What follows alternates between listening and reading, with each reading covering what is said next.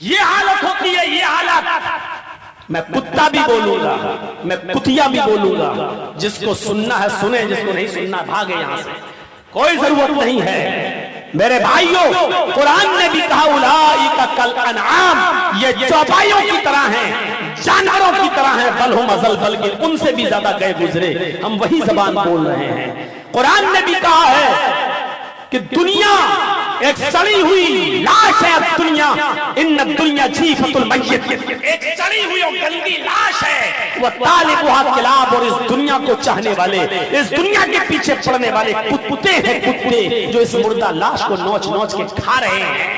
ہم وہی زبان بول رہے ہیں۔ اگر آپ کو برداشت نہیں ہے بھاگ جائیے، جائیے۔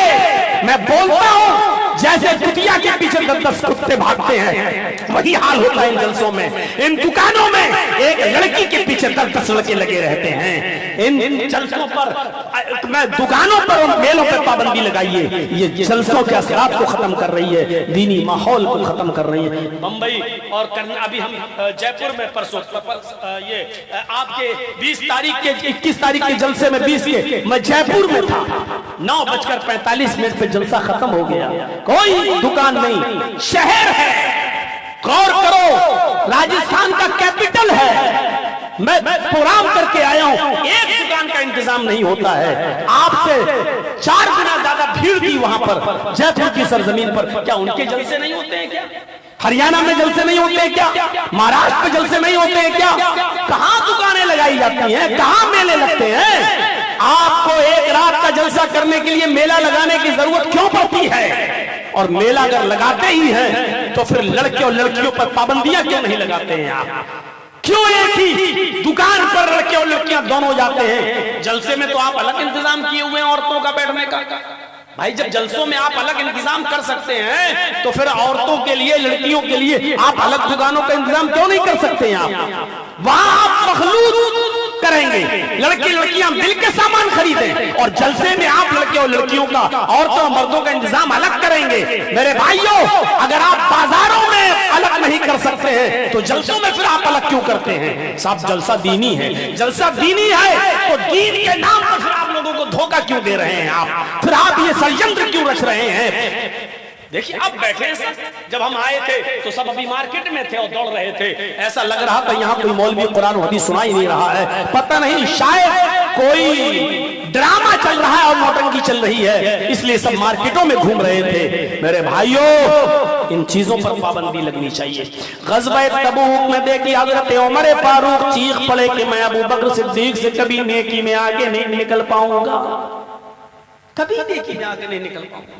ایک بار عمر فاروق سودے بازی پر اتر آئے، سودا بازی سمجھتے ہیں نا، سودے بازی، آئے ابو بکر میری زندگی بھر کی نیکیاں تم لے لو، سودا کرنے لگے، میری زندگی بھر کی نیکیاں تم لے لو، اور اپنی ایک دن کی وہ نیکی جس دن آپ غار ثور میں اللہ کے نبی صلی اللہ علیہ وسلم کے ساتھ تھے، آپ کا نبی اکرم کا سر آپ کی ران پر تھا اور آپ اپنے انگوٹھے سے ایک سوراخ کو بند کیے ہوئے تھے، اور ایک بچھو آپ کے پیر میں کاٹ رہا تھا، ڈنک مار رہا تھا، لیکن آپ اپنا پیر اس لیے نہیں ہلا رہے تھے، اس میں جنبش حرکت اس لیے نہیں کر رہے تھے کہ اگر پیر ہلاؤں گا تو نبی اکرم کی نیند میں ڈسٹرب ہو جائے گا، نبی اکرم کی آنکھ کھل جائے گی، اس لیے آپ نے اپنے پیر کو، انگوٹھے کو بچھو سے کٹوانا گوارا کر لیا، لیکن پیر ہلانا گوارا نہیں کیا۔ اس دن کی جو نیکی آپ کی تھی وہ ایک دن کی نیکی مجھے دے دیجئے، اور اس ایک دن کی نیکی کے بدلے میں میری زندگی بھر کی عبادتیں، میری زندگی بھر کی نیکیاں لے لیجئے۔ اے ابو بکر، آپ کی اس ایک دن کی نیکی میری زندگی بھر کی عبادتوں سے، میری زندگی بھر کی نیکیوں سے بڑھ کر ہے۔ آپ کی ایک دن کی نیکی میری زندگی بھر کی نیکیوں سے بڑھ کر ہے۔ یہ سودے بازی کرنے لگے تھے حضرت عمر فاروق، لیکن ایسا تو جائز ہی نہیں ہے اسلام میں کہ میں اپنی نیکیاں تمہیں دے دوں، تم اپنی نیکیاں مجھے دے دو، اسلام میں جائز ہی نہیں ہے۔ اسلام یہ کہتا ہے لا تزر وازرۃ وزر اخری، قیامت کے دن باپ کا بوجھ بیٹا نہیں اٹھائے گا، بیٹے کا بوجھ باپ نہیں اٹھائے گا، شوہر کا بوجھ بیوی نہیں اٹھائے گی، بیوی का बोझ शौहर नहीं उठाएगा, भाई का बोझ बहन नहीं उठाएगी, बहन का बोझ भाई नहीं उठाएगा, सब अपने अपने बोझ उठाएंगे, कोई किसी का बोझ नहीं उठाएगा। सबको अपने अपने आमाल दिखाने होंगे। फमन यामल मिस्काल ज़र्रतिन खैरन यरा वमन यामल मिस्काल ज़र्रतिन शर्रन यरा। जर्रा बराबर नेकी की होगी तो तुम उसको भी अपने नामे आमाल में देख लोगे, जर्रा बराबर बुराई की होगी तो तुम उसको भी अपने नामे आमाल में देख लोगे।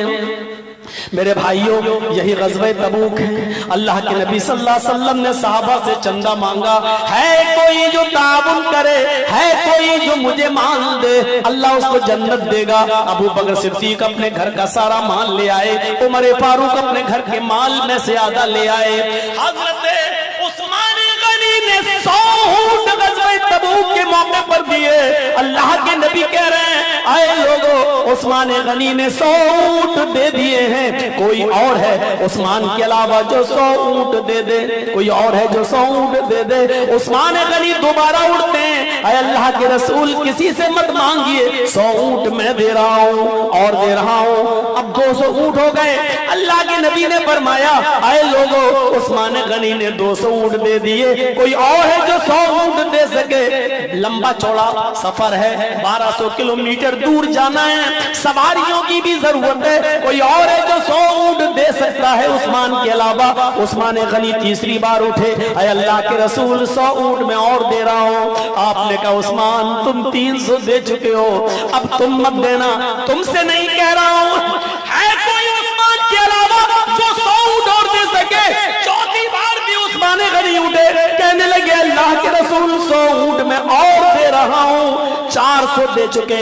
आपने कहा, उस्मान मैंने तुमसे नहीं कहा है, तुम 400 दे चुके हो, अब तुम मत उठना, मैं तुम्हारे अलावा किसी और से मांग रहा हूँ। 5वीं बार भी उस्मान उठे, 6ठी बार भी उस्मान उठे, 7वीं बार जब आपने मांगा तो 7वीं बार भी उस्मान उठे। अल्लाह के रसूल अब खामोश हो गए, वो समझ गए अब मैं जितनी बार कहूंगा उतनी बार उस्मान ही उठेंगे, कोई और नहीं उठेगा। आपने अब खामोशी अख्तियार कर ली। उसके बाद आपने फरमाया, आए उस्मान, आए उस्मान, 700 ऊंट तुमने आज दिए अल्लाह की राह में, आज तुमने 700 ऊंट दिए, तुम्हें नहीं मालूम कि आज तुमने कितना बड़ा नेक काम किया है। इस नेक काम को करने में तुमने जो जल्दी की है, इस उजलत की वजह से, सुराग की वजह से, इस नेक काम में जल्दी करने की वजह से और इतना ज्यादा सदका करने की वजह से अभी अभी जिब्रील आए और आपके बारे में मुझे खुशखबरी सुना कर गए हैं। आए लोगों, तुम भी सुन लो, आज अल्लाह ताला ने उस्मान के बारे में क्या फरमाया है। आए उस्मान सुन लो, मा ज़र्रा उस्मान, मा ज़र्रा उस्मान, मा ज़र्रा उस्मान, मानिल बादल यौमी कत्तो। आए उस्मान, कोई चीज तुम्हें नुकसान नहीं पहुंचा सकती। आए उस्मान, तुम्हें गम नहीं, तुम्हें कोई खौफ नहीं। आए उस्मान, कोई भी चीज तुम्हारा कुछ नहीं बिगाड़ सकती है। आज तुम्हारे रब ने ऐलान कर दिया है, मा ज़र्रा उस्मान, मानिल बादल यौमी कत्तो। आज के बाद मेरा उस्मान एक भी नेक काम न करे, आज के बाद मेरा उस्मान एक भी नेक काम न करे, फिर भी अल्लाह उसको जन्नत देकर रहेगा। मामिला बादल यौमी कत्तू, आज के बाद अगर आप कोई भी अमल न करें, कोई भी नेक काम न करें, फिर भी अल्लाह आपको जन्नत देगा, क्योंकि आज आपने इतना बड़ा नेक काम किया है। मेरे भाइयों, ये वही कुरान की आयत थी, वसारिउ इला मग़फ़िरतिन मिन रब्बिकुम व जन्नतिन। अपने रब की मग़फ़िरत और जन्नत की तरफ जल्दी करो, अपने रब की मग़फ़िरत और जन्नत की तरफ दौड़ो, जल्दी करो, सूरज से काम लो, जल्दी करो। जिसका तूल अर्ज़ ज़मीन व आसमान के बराबर है, उस काम को पाने में, उस जन्नत को पाने में जल्दी करो। मेरे भाइयों, ये काम था जिसमें उस्मान गनी भी जल्दी करते थे, अबू बकर भी जल्दी करते थे। हम नहीं कह रहे हैं आपसे कि नेक अमल करो, वो तो मुसलमानों पर फर्ज है, हम क्यों कहेंगे नेक अमल करो। आज की तकरीर का मौजू ये है कि नेक अमाल में जल्दी करो। اگر کوئی خیال آیا کہ ہمیں یہ کرنا ہے اور اچھا کام ہے تو جلدی کر ڈالو. خیال آتا ہی جیسے ابو بکر صدیق نے لیٹرین کرنے سے پہلے سونا غریبوں میں تقسیم کر دیا, حضرت محمد رسول اللہ نے نماز باپ سے پڑھائی پہلے سونا تقسیم کر دیا. ایسی خیال آئے فوراً نیک کام کر ڈالیے, اس کو چھوڑیے نہیں. چھوڑ دیں گے کل کر لیں گے, پرسوں کر لیں گے, تب تک آپ کو پتہ نہیں کہ آپ زندہ بھی رہو یا نہیں, یا شیطان کہیں آپ کے ارادے کو بدل نہ دے, موڑ نہ دے. اس لیے کہا نیک کام کرنے میں جلدی کرو. کیا کرو گے؟ دولت اتنی کماؤ جتنی ضرورت ہے. یہ شادیوں میں لمبے چوڑے جہیز یہ ہم نے خود پالے ہیں, ورنہ شریعت نے نہیں کہا ہے کہ جہیز دو. شریعت نے نہیں کہا ہے. شریعت نے تو نکاح کو بہت آسان بنایا ہے. ہم نے اور آپ نے پیسوں کے خرچ میں شادیاں بھی مہنگی کر دی ہیں, لڑکی والوں کے لیے مصیبتیں کھڑی کر دی ہیں آج. لیکن دولت مندو, دولت سکون نہیں دیتی ہے, دولت سکون نہیں پہنچاتی ہے. اگر دولت سے سکون ہوتا تو آج کتنے ماں باپ ایسے ہیں, کتنے ماں باپ ایسے ہیں کہ جن کی اولادیں 10-10 سال سے اور 15-15 سال سے ودیشوں میں کام کر رہی ہیں, اور جنہوں نے اپنی اولاد کی شکل نہیں دیکھی. اولاد پیسہ کمانے میں لگی ہے, لیکن اولاد کو باپ کا چہرہ نصیب نہیں ہو رہا ہے دیکھنا. باپ جس نے اپنے بیٹے کو پیدا کیا, پالا, پوسا, پڑھایا, لکھایا, ودیش بھیجا, اور ودیش میں بیٹا جاگر جم گیا, اس باپ کے کلیجے سے پوچھو جو 2-2 سال اور 3-3 سال اور 4-4 سال سے اپنی اولاد کی شکل نہیں دیکھتا, پیسے سے کہاں سکون ہے.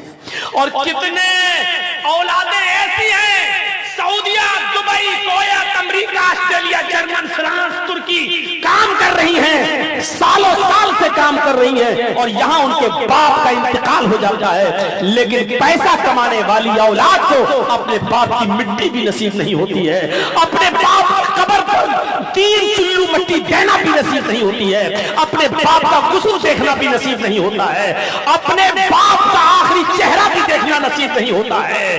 اس اولاد سے پوچھو ایسی دولت کس کام کی, ایسا پیسہ کس کام کا جو آپ کے باپ کے مرنے کے بعد آپ کو آپ کے باپ کا چہرہ تک دیکھنے دے, اور ایسی دولت کس کام کی جو باپ اپنی اولاد کا چہرہ تک دیکھنے سے پریشان ہے. میرے بھائیوں, کتنے دولت مند ایسے ہیں, اور لکھنؤ میں ہم ایک ایسے آدمی کو جانتے ہیں جس کے پاس پیسوں کی کمی نہیں ہے.